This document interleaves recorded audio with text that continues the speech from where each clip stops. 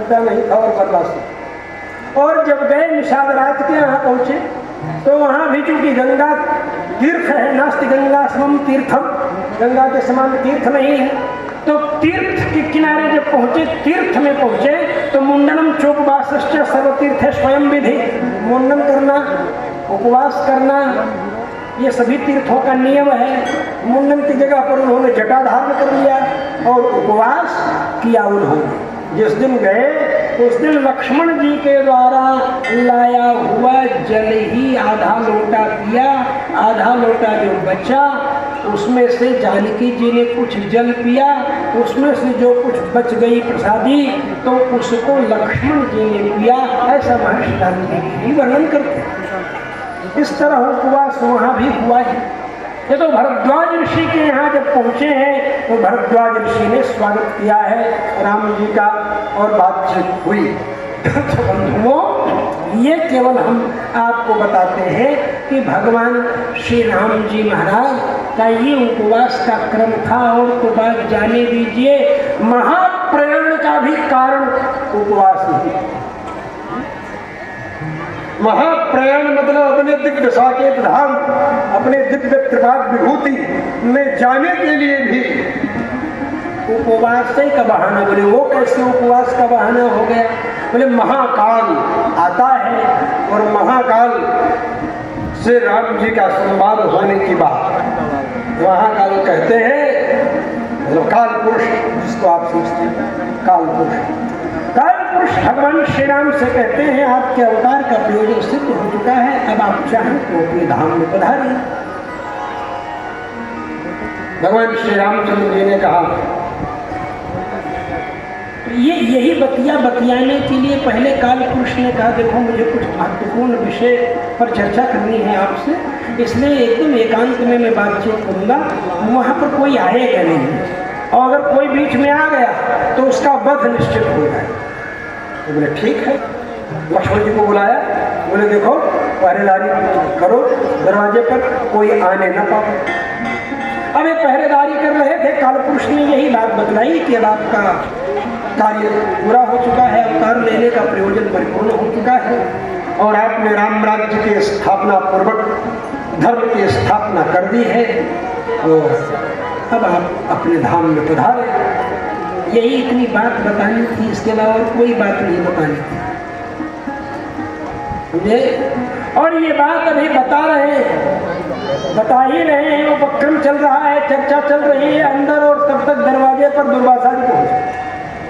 दुर्वासा जी पहुंच गए और लक्ष्मण जी से कहे हमको राम जी के पास मिलना है। बोले क्या? बोले महत्वपूर्ण कार्य है, राम जी से मिलना है। बोले महत्वपूर्ण कार्य आप बताइए ना, जो भी कार्य होगा मैं परिपूर्ण करने के लिए तैयार हूँ, कोई भी असंभव नहीं है जो कि मैं न कर दूँ, मैं सेवा के लिए खड़ा हूँ, आप आदेश दीजिए, आपके आदेश का पालन होगा। आप क्या? बोले अरे हमें राम जी से मिलना है। लक्ष्मण जी ने कहा मेरे राम जी से अभी चर्चा चल रही है, कोई नहीं मिल सकता है। बोले मैं अयोध्या को भस्म कर दूंगा। लक्ष्मण जी ने सोचा राम राम राम राम, ये आंधी पानी से लड़ाई कर लेने वाले, ये आंधी पानी को साफ दे देने वाले ये दुर्वासा जी है महाराज, और जो कोई जाएगा उसका वध होगा, ये सत्य हो चुकी है, तो हमारे ही अकेले वध हो जाए, अयोध्या बच जाए। ये मन में सोच करके लक्ष्मण के ठीक मैं जाता हूँ, पूछ के आता हूँ। पहुँच गए लक्ष्मण जी पहुँचे और राम जी की काल पुरुष की वार्ता हो चुकी थी। जैसे पहुँचते हैं तब तक राम जी ने कहा क्या बात है? बोले कि महापुरुष संत आए हुए हैं, वो आपसे मिलना चाहते हैं। बोले बिल्कुल आदरपूर्वक उनको बुला रहे।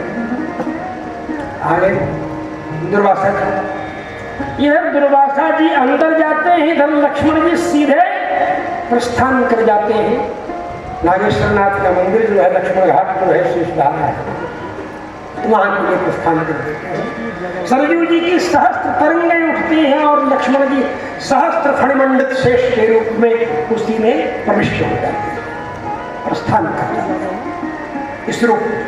और यहाँ दुर्वासा जी पहुंचते हैं राम जी के सामने। काल पुरुष कहते हैं अच्छा अब मैं चलता हूँ, सब कोई आएगा बात नहीं होती। बोले अब मैं चलता हूँ, काल पुरुष तो चले गए। और इधर लक्ष्मण जी आकर के बता ही रहे थे दुर्वासा जी को, और दुर्वासा जी क्या कहे, क्या महत्वपूर्ण कार्य था बहुत। सबसे बड़ा महत्वपूर्ण कार्य क्या था? महर्षि वाल्मीकि लिखते कि दुर्वासा जी ने कहा, राम जी ने कहा क्या कार्य है? तो दुर्वासा जी ने कहा देखिए 1000 वर्ष पूर्ण हो चुके हैं व्रत करते हुए, मुझे उपवास तोड़ना है, मेरे लिए दिव्य भोजन पदार्थ का इंतजाम होना चाहिए। खाने के इंतजाम करने के लिए भोजन भंडारा भोजन भंडारा का इंतजाम करने के लिए, भोजन के लिए उपवास टूटना था इनका। तो भगवान श्री राम के महाप्रयाण की भूमिका बन गई। लक्ष्मण जी पहले ही चले गए और उपवास टूटना था राम जी का, तो उपवास टूटने की जगह पर वनवास की भूमिका बन गई। भगवान राम जी वनवासी हो गए। ये ऐसे ऐसे सूक्ष्म रहस्य है वाल्मीकि रामायण में, वो कहाँ तक आपको बताऊं, लेकिन राम जी की बात ऐसी, राम जी का स्वरूप ऐसा है, आचार निष्ठा ऐसी है, गुरुजनों के प्रति सम्मान ऐसा है कि जो वो चाहते हैं वो वही राम जी करते हैं, जो उनका संकल्प होता है वही राम जी कहते हैं। दिव्य स्वादिष्ट पदार्थों का भोग लगाया, दुर्वासा जी प्रसन्न हो गए, तृप्त हो गए। दिगंत विश्रांत कीर्ति, आप दिगंत व्यापिनी कीर्ति आपकी होगी, सर्वत्र आपकी कीर्ति होगी। और सच पूछो तो भगवान श्री राम जी की जैसी कीर्ति और किसी भी सम्राट की आज तक न हुई और न भविष्य में होगी। ये भगवान श्री राम की कीर्ति है। और भगवान श्री राम की कीर्ति पताका फहरा रही है, तो पताका फहराती है, डंडा में झंडा रहता है तब ना पताका फहराती है। और डंडा उसका जो है वो लक्ष्मण जी है। वो स्वामी जी कहते हैं रघुपति कीरति विमल पताका दंड समान भयो जस जा। ऐसा भयो भगवान गुरुओं की, गुरुओं के आदेश का पालन करते हैं। भगवान श्री राम ने विश्वामित्र जी से कहा आप ये विधान को पूर्ण कीजिए, मैं रक्षा करता हूँ, निर्भय यदि करो तुम जाइए, तो स्वामी जी के शब्द, और निर्भय यदि कीजिए। और ये यदि करना प्रारंभ किए तब तक वो असुर आकर के मारे सुबाहु ये सब रक्त की वर्षा कर दी। भगवान ने ऐसी व्यवस्था कर दी कि वो यज्ञ मंडप के अंदर नहीं पड़ा, लेकिन भगवान ने कहा तुम क्यों डिस्टर्ब कर रहे हो, क्यों ऐसा उपद्रव कर रहे हो? उन्होंने कहा मेरा मजहब यही कहता है। बोले क्या कहता है? बोले मैं द्विजातियों को, जनेऊ पहनने वालों को तो मैं खा जाता। बोले और? बोले जो होम रोज करते रहते हैं, अग्निहोत्र करते हैं, नित्य होम करते हैं, अग्नि के सामने रहते रहते उनका मांस और सौंधा हो जाता है, ऐसे लोगों को तो और चाव से खाता हूँ। बड़ा सौंधा सौंधा मांस लगता है उनका, आग के आगे रहते रहते। हाँ क्या कहते? अदमो द्विजान, अदमो द्विजान देव यज्ञ कुर्मः पुरं प्रेत नराधिवासम्।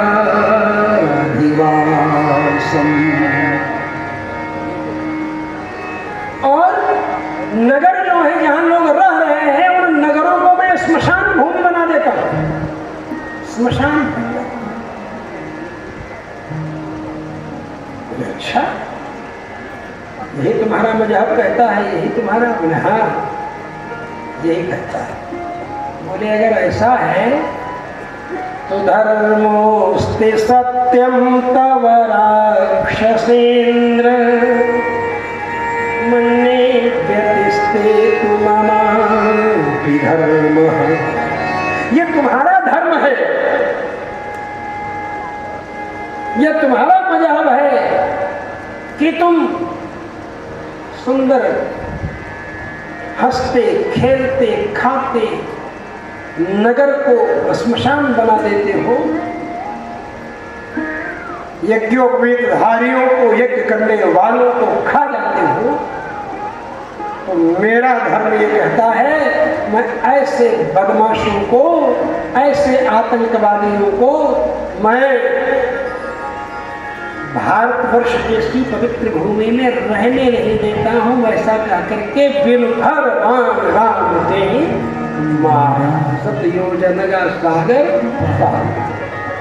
बिना फर के बाण मारते। मानवास्त्र प्रयोग, महर्षि वाल्मीकि लिखते हैं मानवास्त्र का प्रयोग करें। मानवास्त्र क्या है? मानवास्त्र किसी को मारता नहीं, विघ्न करने वाले को हटा देता है। ये मानवास्त्र का प्रयोग है। मानवास्त्र का प्रयोग करके भगवान ने मारीच को फेंक दिया।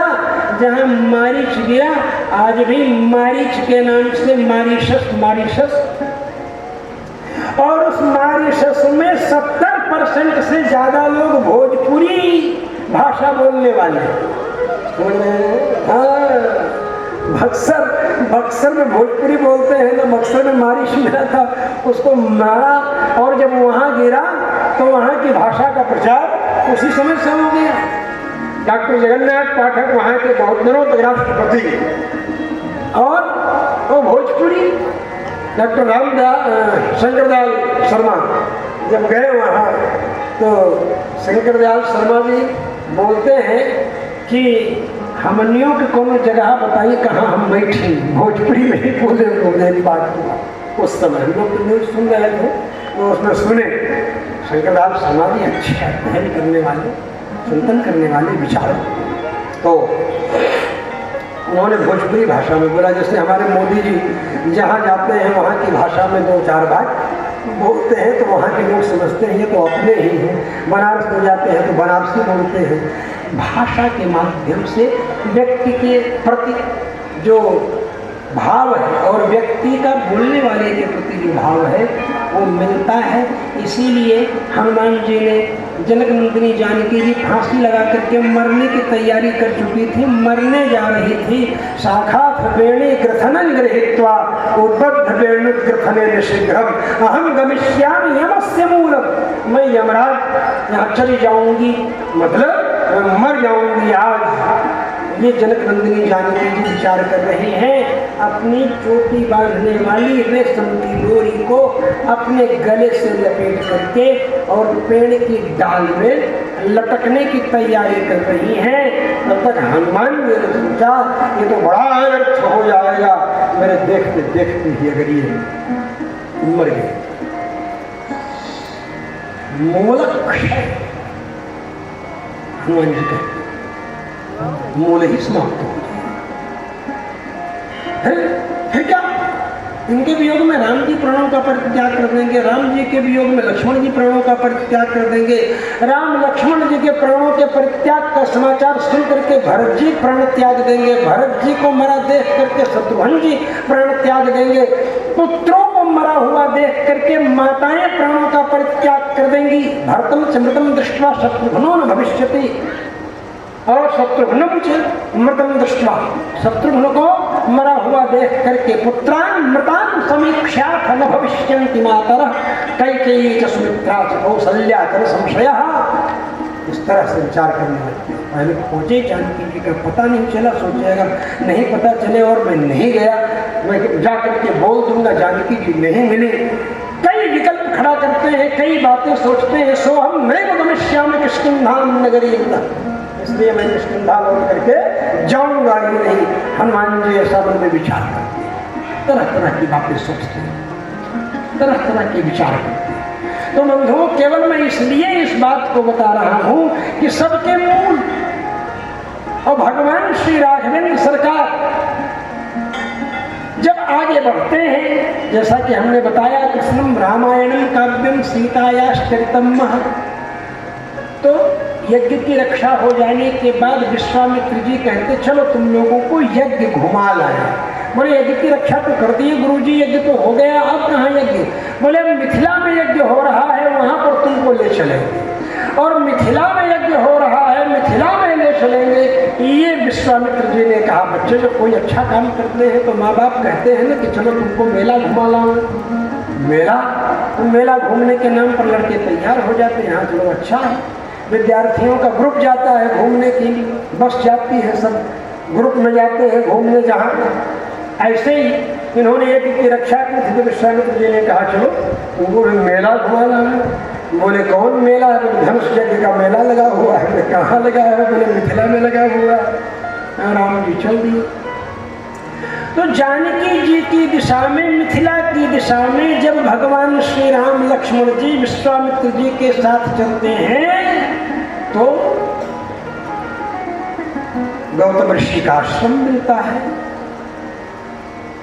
मिथिलोपवनम प्राप्य गौतमाश्रम आगता, मिथिला के उपवन में जाकर के गौतम ऋषि के आश्रम पर पहुंचते हैं।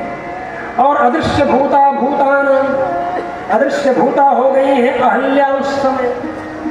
अहल्या बोले अहल्या का क्या दोष था, अहल्या को क्यों शाप दे दिया? गौतम ऋषि जी ने विचार नहीं किया। वेद वेदांत के विज्ञान के सबके ज्ञाता हैं, लेकिन उसके बाद भी उन्होंने अन्याय किया। अरे गलती इंद्र की थी, अहल्या को क्यों उन्होंने शाप दे दिया? इंद्र को शाप देते देते ठीक है, अब बोलते नहीं गलती अहल्या की भी।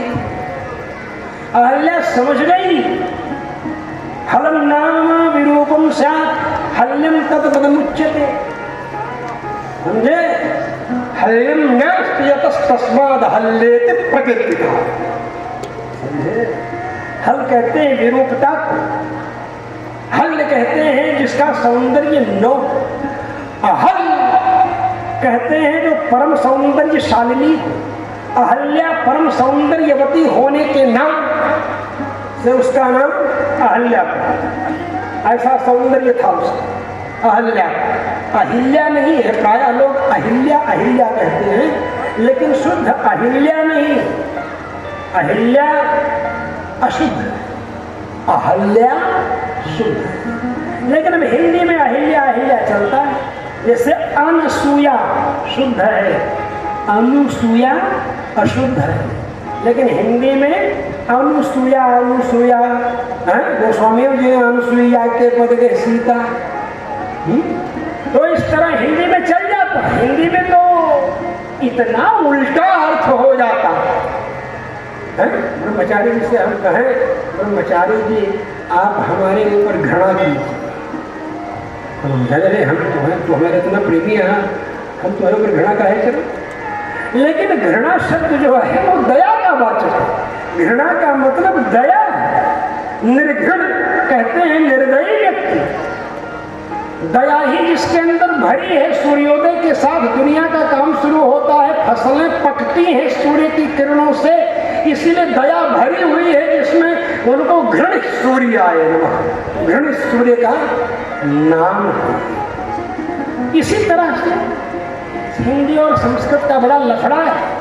हिंदी में स्त्रीलिंग और संस्कृत में पुल्लिंग, सीमा है, महिमा है, गरिमा है, ये सब पुल्लिंग शब्द, लेकिन हिंदी में आकर के आत्मा वो भी पुल्लिंग, लेकिन हिंदी में सब स्त्रीलिंग हो जाते हैं। हिंदी खुद ही स्त्रीलिंग है, हिंदी इसलिए स्त्रीलिंग हो जाते हैं शब्द आकर। इन शब्दों का इतिहास है, कहाँ तक बताओ?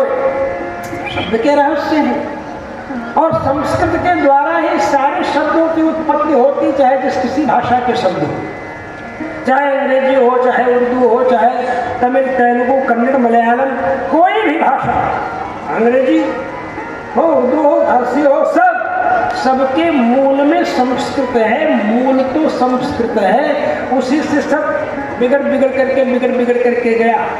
अंग्रेजी में तो मातरो मदर प्रोक्त, पितर फादर स्मृत, भ्रातरो ब्रदर प्रोक्त है। मातर मदर हो गया और पितर फादर हो गया और भ्रातर ब्रदर बन गया। अब भ्रातर ब्रदर बन गया, वो कैसे बन गया? बोले भ्रातर ब्रदर बन गया, बदमाशी से बन गया। वो कैसे हो गया? बोले देखो ब्रदर की स्पेलिंग क्या है मालूम है ना? इतना तो तुम लोग पढ़े हो। ब्रदर की स्पेलिंग BROTHER, यही ना स्पेलिंग है ब्रदर की। अब ब्रदर को भ्रातर बनाओ, कैसे बनाओगे? तो ब्रदर को भ्रातर बनाने के लिए कोई भी अक्षर बाहर से नहीं लेना पड़ेगा। इसी स्पेलिंग में जो टी के बाद वाला एच है उसको बी के बाद रख दो। टी के बाद एच है ना, THER है, तो THER को न तो थेर बना रहा है, न थर बना रहा है, न ठर बना रहा है, न ठेर बना रहा है। वो यच क्या बना दे रहा है? डर बना दे रहा है। क्या बना रहा है? डर बना दे रहा है। यच या डर, मतलब जब स्कूल में बच्चे पढ़ते हैं तो जो लड़का बदमाशी करता है उसको उठा करके कान पकड़ के दूसरी जगह बैठाया जाता है। तो ब्रदर की स्पेलिंग में कौन सा अक्षर बदमाशी कर रहा है, कौन सा अक्षर मुराही कर रहा है मालूम है? यच। क्या मुराही कर रहा है? वो टी के फोनेटिक वाइब्रेशन को, टी के उच्चारण को न तो टा रहने दे रहा है और न टा रहने दे रहा है। अरे टी तो लिखेंगे, चाहे टा लिखने के लिए टी लिखेंगे, चाहे टा लिखने के लिए टी लिखेंगे, लेकिन न ये टा रहने दे रहा है और न टा रहने दे रहा है। और ये बना क्या दे रहा है? दा बना दे रहा है। तो कान पकड़ के उसको उठा करके बी के बगल में रख दिया, तो क्या स्पेलिंग हो गई? BHRO भ्रातर बन गया ना। ब्रदर को भ्रातर बनाने में कोई अक्षर बाहर से नहीं लेना पड़े। ऐसे मदर, अब मदर की स्पेलिंग भी ऐसे, यहाँ तो यच जो है मदर तो मातृवाचक शब्द है ना, माँ को मातृवाचक शब्द को जो दूषित करने लगे उस अक्षर को तो दूसरी जगह बैठाने की क्या बात, उसको तो वहाँ रहने का हक नहीं, उसको तो वहाँ से उठा के फेंक देना चाहिए। और यच को उठा करके फेंक दिए तो मातर बन गया, कोई जरूरत नहीं। मैं कहता हूँ कि इस तरह से संस्कृत से ही सब कब जलम पिबती, कप पात्र है ना, एक कप चाय देना भाई, तो का माने पानी, और पानी की तरह लिक्विड फॉर्म में जो चीज है उसको जिससे पिया जाए, मधु पिबती थी मधुपर, उसी तरह से कम जलम पिबते, यानी जिसके द्वारा पानी या पानी की तरह जो भी तरल पदार्थ है वह पिया जाए, वो कप है। रेखायाम लसतीत रेल, अब REL न रखा, RAIL स्पेलिंग करके उसका अंग्रेजीकरण कर दिया, KAP न कह के CUP कर दिया, तो अंग्रेजीकरण हो गया कब का, संस्कृत का। तो संस्कृत के शब्द हूबहू भी ऐसे ऐसे सब जाकर के पड़े हुए हैं विभिन्न भाषाओं में। अफ्रीकन में भी वहाँ की भाषा सुहेली नाम की एक भाषा, सुहेली क्या है? वो सहेली है संस्कृत की। इसलिए अफ्रीका में तांबुल को क्या कहते? टम्बुओ। तो तांबुल था, तांबुल से टांबुल, टांबुल से टम्बुओ हो गया। ऐसे शब्द होते।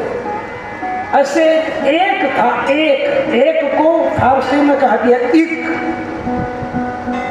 बोलो। द्वितीयम को दोयम कह दिया, क्या देखिए? दोयम। द्वितीयम ता का अपभ्रंश जब होगा तो या होगा, जैसे सीता में ता का अपभ्रंश हुआ या, तो सीता का हो गया सिया। अमृत का अपभ्रंश हुआ अमित, अमित का अपभ्रंश हुआ अमी, हलाहल मदभर, तो अमित अमी हो गया, सीता सिया हो गया, हो गया। इसी प्रकार से द्वितीयम में ता का अपभ्रंश हुआ या, तो द्वितीयम द्वियम, और द्वियम दोयम, तृतीयम हो गया तीजा, या और जा, यमुना जमुना, यज्ञ जग, युगल जुगल। आप लोग कहते ही हैं अपभ्रंश इसी तरह हुआ। तीजा, चतुर्थम में चौहर्रम हो गया, वो यच पहले ही आ गया था वाला चौहर्रम। और पंचम जो है पंजुम बन गया, पंजम जो है पंजुम बन गया। तो चा को जा, पा को बा, ये ध्वनि है। आप कहते हैं संस्कृत को, संस्कृत में जल को आप माने पानी, और उसी को आप कह दिया। पंचानाम अपाम समाहारा, पंचाप करके पंजाब, चा को जा कर दिया और पा को बा, तो हो गया पंजाब। पंचम को कह दिया पंजुम, क्या कहते हैं? पंजुम कह दिया ना, बोलो। सप्तम को क्या कह दिया? हप्तम। सरस्वत्यो हरस्वत्या वेद मंत्र, सा को हा की धो। श्रीम भगवती लक्ष्मी का वेद मंत्र है, तो श्रीम में सा को हा कर दो तो क्या होगा? ह्रीम। ऐं ह्रीं क्लीं महाकाली महालक्ष्मी महासरस्वती। श्रीश्चते लक्ष्मीश्च पत्न्यौ शुक्ल यजुर्वेद में, हरिश्चते लक्ष्मीश्च पत्न्यौ कृष्ण यजुर्वेद में। तो इस तरह से सप्तम हप्तम हो गया, दशम दहम हो गया, सप्ताह हफ्ता हो गया, एक हफ्ता, दो हफ्ता, सप्त से हफ्त, सा और हा, ये मरुभूमि में सा को हा कहते हैं। इसीलिए कहा आशीर्वादों विनग्राह्य मरुस्थल निवासिनाम शतायु रीति वक्तव्य हतायु रीति चोच। क्या है? हतायु रीति करते, शतायु कहना तो हतायु कहेंगे। तो भगवान श्री रामचंद्र जी की बात, और ये आए इनके पूर्वज स्वयं भूमन और शत्रुपा ताते घर में सृष्टि अनुपा, दुनिया भर की कथा आप लोगों को मालूम है। अरे स्वयं भूमन और शत्रुपा और कोई नहीं, वो बोलते बाबा आदम के जमाने से आदम हब्बा के द्वारा सृष्टि हुई, ये शत्रुपा और मनु बोले अरे ये शत्रुपा और मनु ही आदम हब्बा है। बोले वो कैसे? बोले आदो भवः आदिमः आद्यः, अन्ते भवः अंतिमः अन्त्यः, मध्ये भवः मध्यमः मध्यः, यही ना प्रयोग है। तो आदि में होने के कारण उनका नाम आदिम हो गया, आदिम शब्द बिगड़ करके आदम हो गया, अब भ्रंश हो गया।